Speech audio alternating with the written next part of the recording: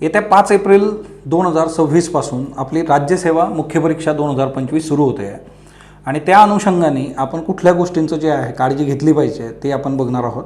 सर्वप्रथम आता तुमचं हॉल तिकीट आलेलं आहे, त्यामुळे तुमचं जे केंद्र आहे परीक्षेचं सेंटर जे आहे ते बघून घ्या, ते नेमकं कुठं आहे काय आहे. सध्याची जी परिस्थिती आहे बघा, जे वातावरण आहे, मधूनच पाऊस येतो आहे, विजा कडाडत आहेत.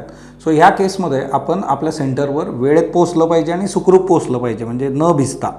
सो त्याकरता तुमचं सेंटर किती लांब आहे काय आहे त्या दृष्टीने जे आहे तुम्ही उपाययोजना करणं गरजेचं आहे. बघा, हे करत असताना सायमल्टेनियसली तुम्हाला पेन जे आहेत, कारण आता ही लेखी परीक्षा आहे, लेखी परीक्षा असल्यामुळे जे आहे की तुमचे जे पेन आहेत ते खूप प्रॉपर असणं गरजेचं आहे. मग तुम्ही ज्या पेननी प्रॅक्टिस केलेली आहे, ऑबियसली V5 असेल, V7 असेल, ट्रायमॅक्स असेल, अजून दुसरा कुठला असेल, सो तुमच्याकडं एक्स्ट्राचे पेन्स वगैरे तिथं जे आहे तर ते असले पाहिजेत, की अचानक असं होता कामा नये 2 आहे 3 आहे, जरा 2 पेन एक्स्ट्रा असले आपल्याकडे तर आपल्याला काही फरक पडणार नाही, उलट जर काही प्रॉब्लेम आला तर फायदाच होईल.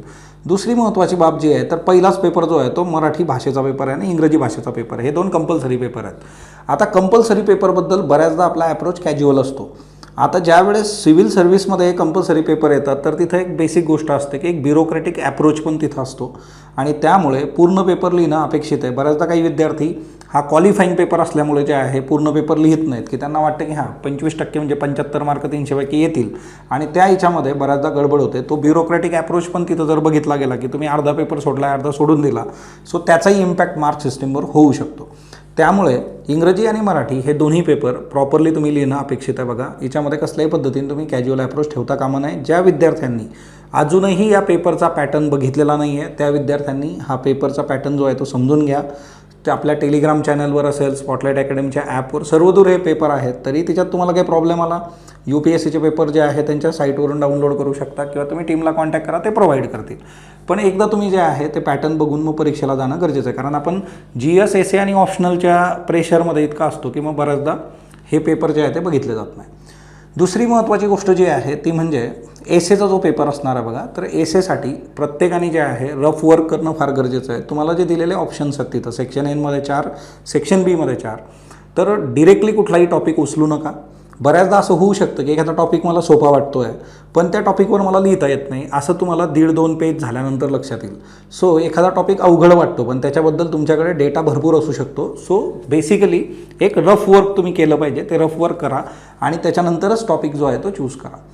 दुसरी महत्त्वाची गोष्ट, रफ वर्क करताना पण चांगलं रफ वर्क करा. जो पेपर चेकर आहे ना तो तिथं बघतो, ते म्हणजे पेपर चेक होताना त्याला तेही दिसतंय तुमचं रफ वर्क जे आहे, त्यांनी जर एक नजर टाकली तर त्याला ओव्हरऑल तो आवाका पण लक्षात येऊन जातो. सो त्या केसमध्ये जे आहे रफ वर्क करताना जे आहे ते पण जरा प्रॉपर असेल तर मग एक ओव्हरव्ह्यू जो आहे तो ओव्हरव्ह्यू त्याला मिळतो. बघा, आता एसे रायटिंग करताना तुम्ही दोन्ही एसेला बॅलन्स ठेवणं फार गरजेचं आहे, कारण असं होतं की खूप चांगलं करायच्या चक्करमध्ये मग पहिला एसे खूप जास्त वेळ तुम्ही दिला तर दुसऱ्या एसेला टाईम मॅनेजमेंट होणार नाही आणि त्याच्यावर इम्पॅक्ट होईल. दोन्ही एसे 125 मार्कांसाठी आहे. सो त्याकरता तुम्ही वेळेचं नियोजन फार परफेक्ट करणं गरजेचं आहे. हे सेम वेळेचं नियोजन GSमध्ये पण गरजेचं आहे. 10 मार्कांसाठी 7 मिनटं, 15 मार्कांसाठी 10.5 मिनटं.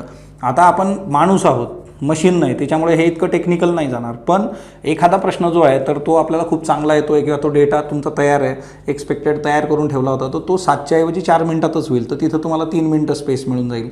एखाद्या प्रश्नाला थोडा विचार करावा लागेल, तिथं 1-2 मिनटं जाऊ शकतो. तर तसं बॅलन्स झालं पाहिजे. पण असं नाही झालं पाहिजे की आपण एकाच प्रश्नाच्या खूप चांगलं लिहिण्याच्या नादामध्ये जे आहे बाकीचे 2-3 प्रश्न जे आहेत ते कॉम्प्रोमाइज केले.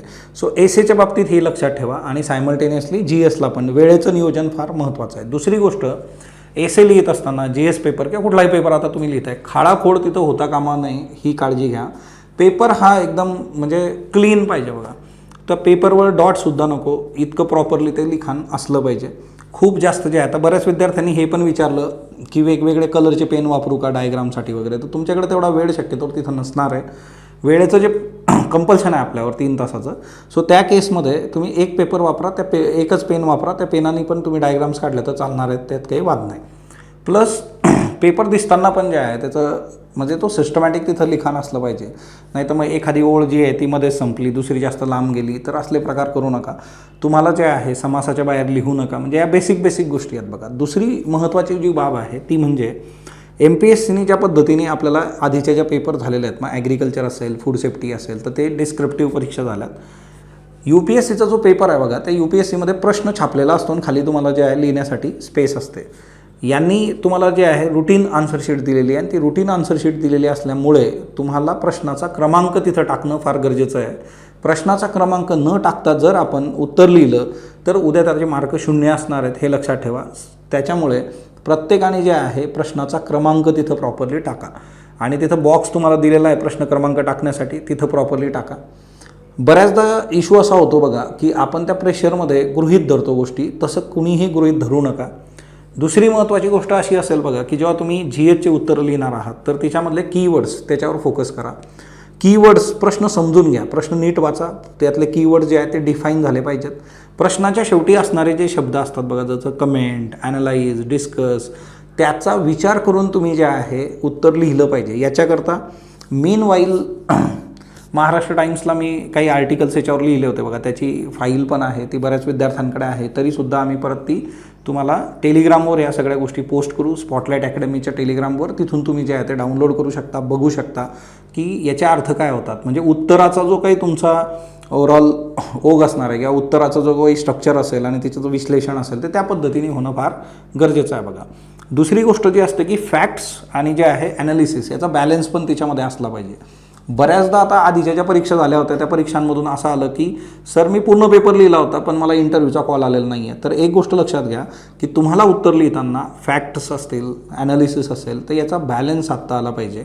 आपल्याला जे आहे जे विचारलेलं आहे तेच लिहायचं आहे आणि सायमल्टेनियसली बऱ्याचदा असं होतं की आपलं विश्लेषण खूप नेक्स्ट लेवल असतं पण त्याच्यात फॅक्ट्स नसतात किंवा नुसते फॅक्ट टाकलेले आहेत, विश्लेषण दिलेलंच नाही आहे किंवा प्रश्नात विचारलं काहीतरी वेगळं आहे आणि आपण वेगळ्या अँगलनी त्याला जे आहे डील करतो आहे. सो ह्या गोष्टी तुम्ही ज्या आहे समजून त्याच्यानुसारच गोष्टी डील केल्या पाहिजे. काय होतं ना, रायटिंग हे एक स्किल आहे बघा आणि ते स्किल आपल्याला जे आहे वापरताना सिव्हिल सर्व्हिसचे काही अलिखित नियम आहेत तर ते नियमसुद्धा जे आहे आपण लक्षात घेतले पाहिजे आणि त्याचं पालन केलं पाहिजे. जे काळाच्या ओघात जे आहे वारंवार त्या गोष्टी समोर आलेल्या आहेत. सो सर्वांनी तुमची एनर्जी जी आहे ती पण तुम्हाला टिकवायची आहे, कारण 5 तारीख, 18, 19 मग त्याच्यानंतर जे पार 2 मेपर्यंत तुम्हाला मध्ये जो स्पेस दिलेला आहे बघा तो स्पेस पण चांगला युटिलाइज करा. मध्ये एक मध्ये तुम्हाला ऑप्शनल आणि GS 3-4 नंतर 1 वीकचा गॅप आहे. त्याच्या आधी जे आहे बघा आता कंपल्सरी पेपर नंतर एक 15 दिवसाचा गॅप जवळपास मिळतो. सो हा गॅप पण युटिलाइज करा. ज्यांनी अजूनही पेपर लिहिलेले नाही आहेत किमान एक पेपर लिहून जा. डायरेक्टली तिथं 3 तासाचे पेपर लिहू नका. ज्यांना ही मेन्स प्रॉपरली द्यायची आहे आता त्यांनी ऑलरेडी तयारी प्रिलिम्स नंतर केलेली आहे पण अजूनही असे काही विद्यार्थी होते की ज्यांचे इतर रिझल्ट्स किंवा काही टेक्निकल काही कन्सर्न असतील. सो माझं सांगणं एवढंच राहील की मधला जो गॅप आहे तो युटिलाइज करा.